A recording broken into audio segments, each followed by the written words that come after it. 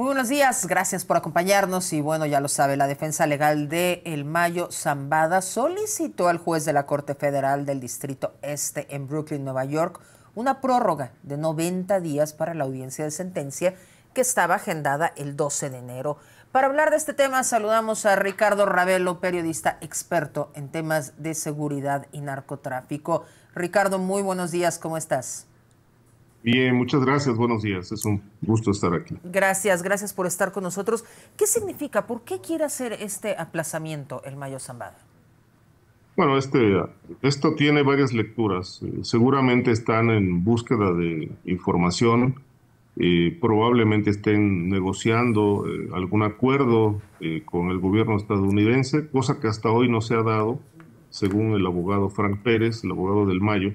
Pero esto tampoco está, digamos que, limitado o impedido. Si el Mayo es sentenciado, que probablemente pueda ser a una pena vitalicia, este, posterior a la sentencia, él todavía puede negociar con autoridades, acogerse a un criterio de oportunidad, es decir, convertirse en testigo protegido, eh, darle información a Estados Unidos para poder reducir la pena. Esto ha ocurrido en varios casos que conocemos de capos mexicanos que incluso con esta decisión de acogerse a un programa de oportunidad, pues han derrumbado hasta cadenas perpetuas. Es el caso, por ejemplo, del licenciado Damaso López, que fue sentenciado a una cadena perpetua y finalmente, después de colaborar, pues quedó reducida esta cadena perpetua a 10 años. ¿Qué podemos esperar? ¿Qué podemos esperar? Como bien lo comentas, pues no sabemos qué es lo que están buscando, pero ¿de verdad podemos esperar que esto de alguna manera beneficie la sentencia del Mayo? Eh, por lo menos están tratando de reducirla. Es decir, yo creo que, bueno, a él no lo pueden sentenciar a 10, a 20 años. O sea, son muchos los cargos que pesan en su contra. Es muy larga la historia del Mayo Zambada en el mundo criminal. Obviamente también tiene mucha información que compromete a políticos de distintas etapas de la historia mexicana, por lo menos de los últimos 50 años y los más recientes. De tal manera que, bueno, si él decide cooperar, pues tiene con qué reducir esta pena. Es decir, lo que el abogado Frank Pérez plantea de que pide la prórroga porque las circunstancias de violencia no permiten obtener información de personas claves para poder reducir la pena, a mí me parece que pues es un argumento un poco endeble porque en realidad la información que necesitan para lograr una reducción de pena, pues la tiene el propio Mayo Zambada, porque es el actor principal, él fue el que negoció con militares, con políticos, incluso lo reconoció recientemente en Estados Unidos, que tiene mucha información porque pactó incluso con gobernadores de distintos partidos, etcétera. Es decir, yo creo que esto va más allá, ¿no? Yo estoy tratando de inferir que están buscando una negociación y pues para ellos ganar tiempo pues es clave para este objetivo. Ricardo, resulta pues muy irónico, ¿no? Que el abogado del Mayo diga que no han podido recabar la información por la violencia que hay en el país. No, esto es contradictorio porque, reitero, subrayo, la información la tiene su propio cliente. Es decir, él sabe con quién pactó, con quién acordó en los últimos años, cómo coadyuvó en tareas o apoyos a políticos ya de la 4T, ya del PRI, ya del PAN.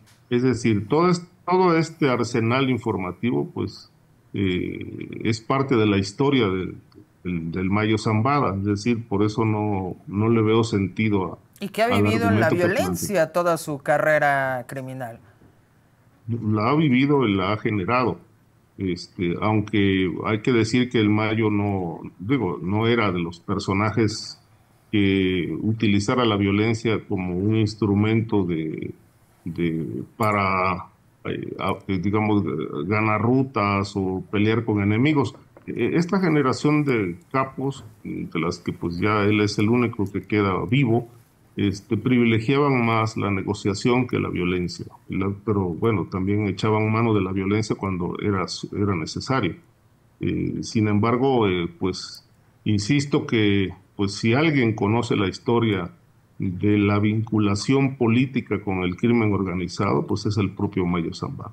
Por supuesto. Ricardo, tú y José Luis Montenegro están haciendo un trabajo, una investigación acerca del arresto del Mayo. ¿Qué han descubierto? ¿Qué nos puedes ofrecer? Bueno, ya publicamos un libro que se llama La Cuarta Transformación del Crimen Organizado. Lo que pudimos averiguar sobre la extracción del Mayo es que esta operación la organizó el gobernador de Sinaloa, Rubén Rocha Moya, por instrucciones de los Chapitos. 3 meses antes de que el Mayo fuera secuestrado en la finca Huertas del Pedregal, en Culiacán, se empezó a organizar esta reunión a petición de Iván Archibaldo y de Joaquín Guzmán López. El gobernador hizo la convocatoria para esa reunión en la que él mismo asistiría. Estarían también, bueno, como estuvieron Melesio Cuen, ex rector de la Universidad de Sinaloa, estaría el Mayo Zambada, que llegó con 4 escoltas, y el objetivo era, pues, presuntamente limar asperezas entre las partes, es decir, el gobernador, que tenía una rencilla muy fuerte con Melesio Cuen, pues quería que pues, se dieran la mano y que pues se terminaran las diferencias. Sin embargo, el plan era otro, y esto se lo comunicaron a Rocha Moya 3 días antes de la reunión. Le dijeron que pues el objetivo era secuestrar al Mayo y entregarlo a Estados Unidos.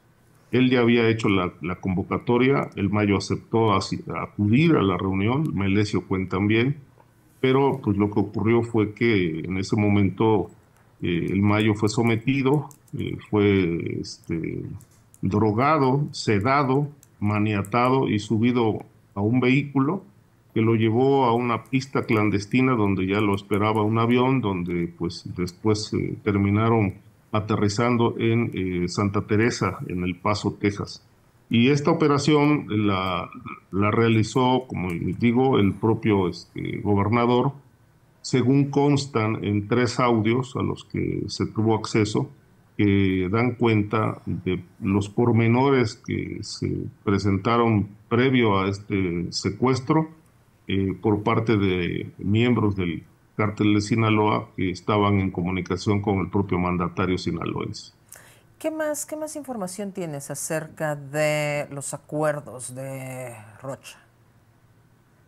Bueno, la relación directa con los Chapitos la ha tenido Rocha, y el propio gobernador pues ha aceptado que él llegó al poder precisamente apoyado por el Mayo Zambada. Es decir, lo declaró y lo ha aceptado públicamente, más o menos con estas palabras: aquí nadie puede ser gobernador si no tiene la venia y la autorización del cártel de Sinaloa. Así ha sido siempre.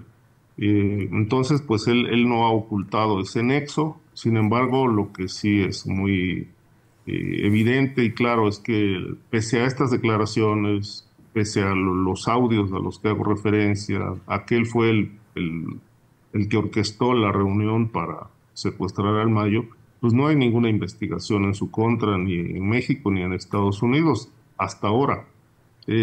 Lo que sí es importante resaltar es que el secuestro del Mayo fue un regalo que le hizo Joaquín Guzmán López al gobierno de Estados Unidos Para pues obtener también mejores poder negociar. condiciones. Sí, como ya ocurrió, él ya se declaró culpable, aceptó que secuestró al Mayo, aunque digamos que dijo que sin el apoyo de Estados Unidos. Ahora, sobre este tema hay muchas dudas, muchas preguntas. Es decir, una de ellas es cómo fue posible que un avión estadounidense con un piloto estadounidense haya ingresado al espacio aéreo nacional sin que las autoridades supuestamente se hayan dado cuenta. Y también la otra pregunta: ¿cómo pudo salir con 2 pasajeros, en este caso el Mayo y Joaquín Guzmán López, sin una bitácora que es de rigor, entregar a la base, en este caso a la Secretaría de la Defensa, que son los que controlan el espacio aéreo, para poder salir de México. Lo que siempre argumentó el entonces presidente López Obrador es que ellos nada sabían, cuando en realidad pues un personaje muy activo en esta operación de secuestro y entrega del Mayo pues fue el propio gobernador de Morena, Rubén Rocha Moya. ¿Cuánto tiempo crees que llevó esta planificación? ¿Qué información tenemos de eso? Fueron 3 meses, o sea, 3 meses previos al 25 de julio del 2025. En ese lapso se empezó a planear. Joaquín Guzmán ya había decidido entregarse a Estados Unidos, y él empezó a planear junto con su hermano Iván Archibaldo y otros miembros de la organización. Hay un personaje que se llama, bueno, conocido como La Perris, que fue detenido después, era el lugarteniente de los Chapitos. Él fue el que realmente asesinó a Melesio Cuen en la finca Huertos del Pedregal, ese día, porque después del secuestro del Mayo, pues dijeron que no podían dejar testigos. Entonces ahí fue asesinado, aunque luego pues se inventó aquella historia de que había sido ultimado en una gasolinera como consecuencia de un intento de asalto, y fue el montaje que preparó la Fiscalía de Sinaloa, y que luego se desmintió porque en realidad el asesinato de Melesio ocurrió dentro de la finca, y también ahí fueron asesinados los 4 escoltas del Mayo Zambada, 2 que ingresaron con él a la reunión y los otros 2 que permanecieron afuera custodiando el lugar. De estos 4 personajes, lo que se sabe es que fueron enterrados en la finca, y sus familiares después presentaron una denuncia ante la Comisión Nacional de Derechos Humanos en las que los declararon como desaparecidos. El cuerpo de Melesio Cuen, como se sabe y se ha hecho público, pues fue incinerado con una celeridad inusitada a fin de borrar evidencias respecto de su muerte, que ocurrió la mañana del 25 de julio en esa reunión. El abogado Pérez dice que una parte de la evidencia que requieren para el memorándum para entregar a la Corte la tienen individuos que se encuentran en regiones con altos niveles de violencia. ¿Sabemos quiénes son estos individuos? Lo más probable es que sean personas de la organización criminal, es decir, la lista en realidad pues no se conoce quiénes son estos testigos. Entiendo que lo que él expresa en esta solicitud de aplazamiento de la audiencia es que están buscando información, documentos, testimonios que puedan servir como pruebas de descargo en beneficio del Mayo Zambada. Tiene lógica, digamos, porque que no los encuentren o que no haya sido posible hasta ahora contactarlos, precisamente porque como son parte de la organización criminal, pues están a salto de mata, están refugiados en lugares donde seguramente no hay comunicación con ellos. Entonces, si el objetivo es obtener información de descargo, pues se entiende que la situación está harto complicada debido al nivel de violencia que enfrenta Sinaloa desde hace más de un año. Pero también existe la posibilidad, digamos, es otra de las tesis, que estén preparando otra estrategia con el objetivo de que Zambada se acoja a algún programa de testigos protegidos, que además lo puede hacer en cualquier momento, no importa si la sentencia se la dictan en abril, como después de Hasta que donde se tengo pidió el entendido, aplazamiento. Ricardo, explícanos un poco. ¿Se le puede sentenciar a cadena perpetua por Sí. ya la culpabilidad que aceptó el Mayo, pero si se acoge al plan de testigos protegidos, podría ser una pena de menos de 10 años? Puede ser reducida, no sabemos si a 10 años, pero puede ser reducida, puede caerse la cadena perpetua, si él aporta información y además, por eso decía hace un momento que si él la dispone, él tiene los elementos para poder reducir esa pena en caso de que sea una o dos cadenas perpetuas. Lo cierto es que, bueno, se puede reducir a algunos años.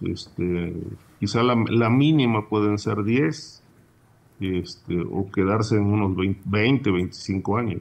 Es decir, de todas maneras, pues Por la edad. se ve difícil que Mayo Zambada pueda salir de prisión. ¿Qué otros hallazgos nos puedes comentar acerca de tu libro La Cuarta Transformación del Crimen Organizado?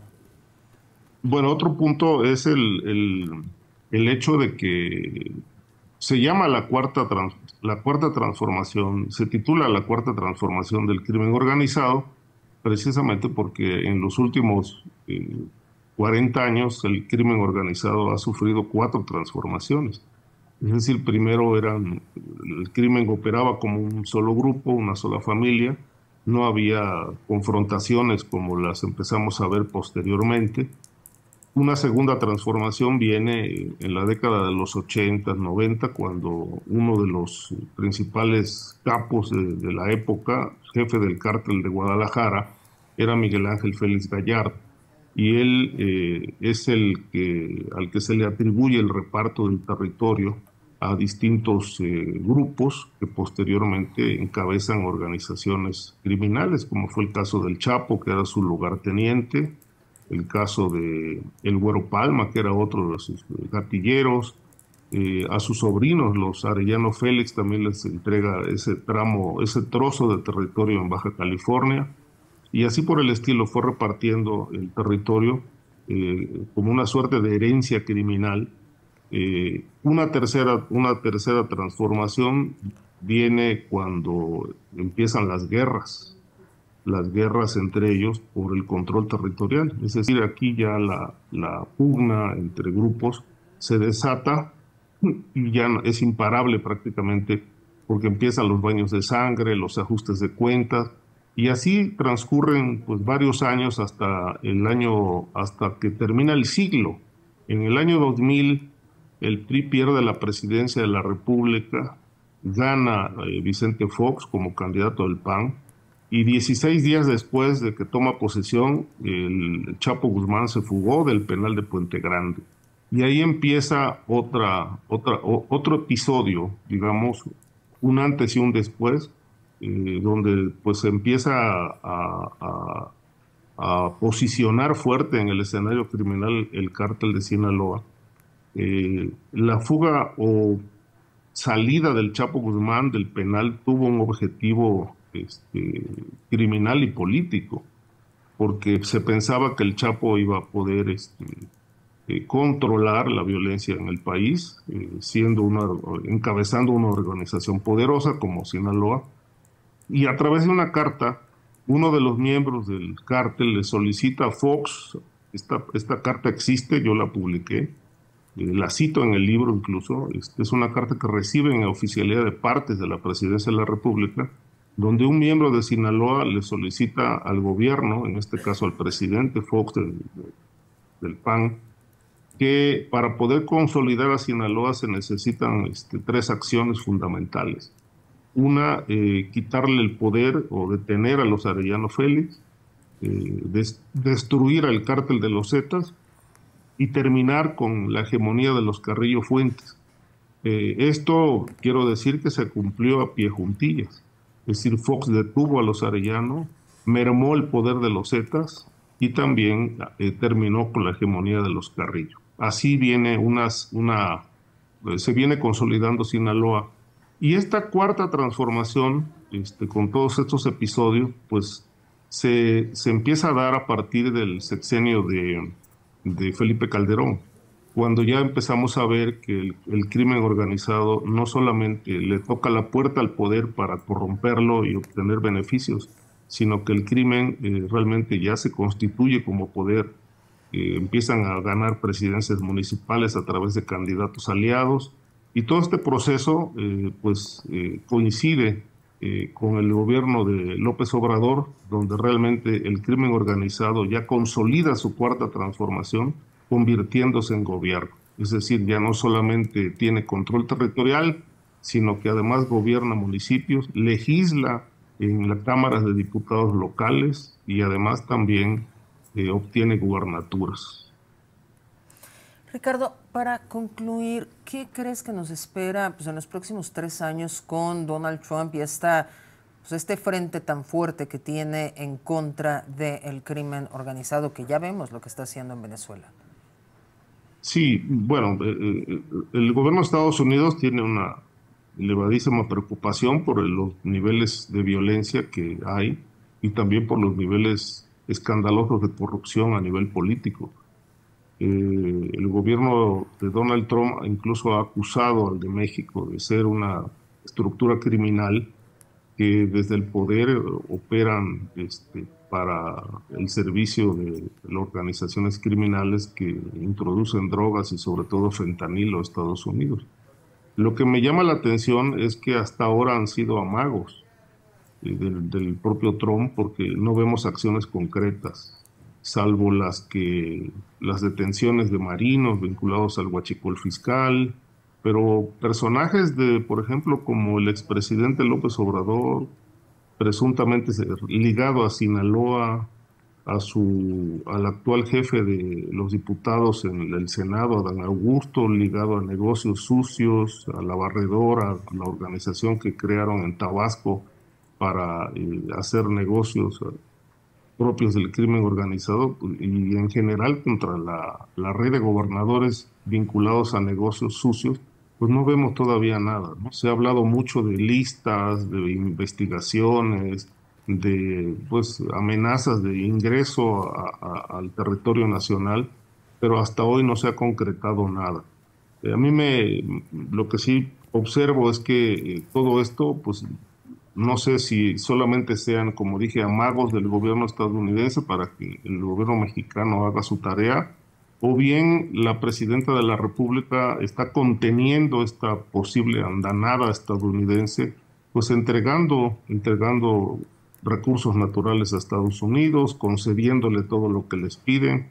Ya les entregaron a varios capos que estaban presos. Presuntamente viene otra lista de capos que van a ser expulsados para que Estados Unidos los juzgue.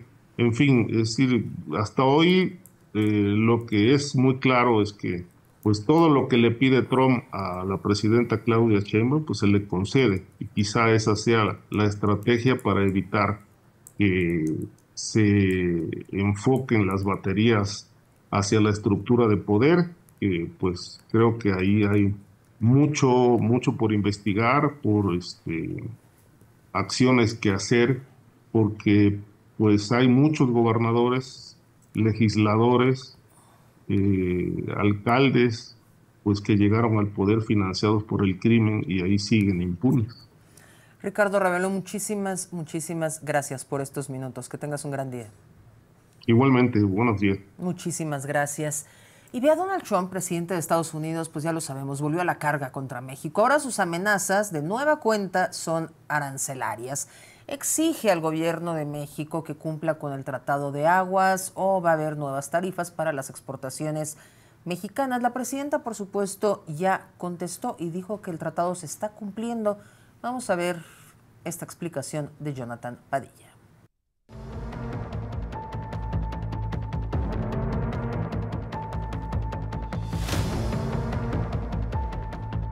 Muy poco, pero muy poco duró la buena relación y las sonrisas.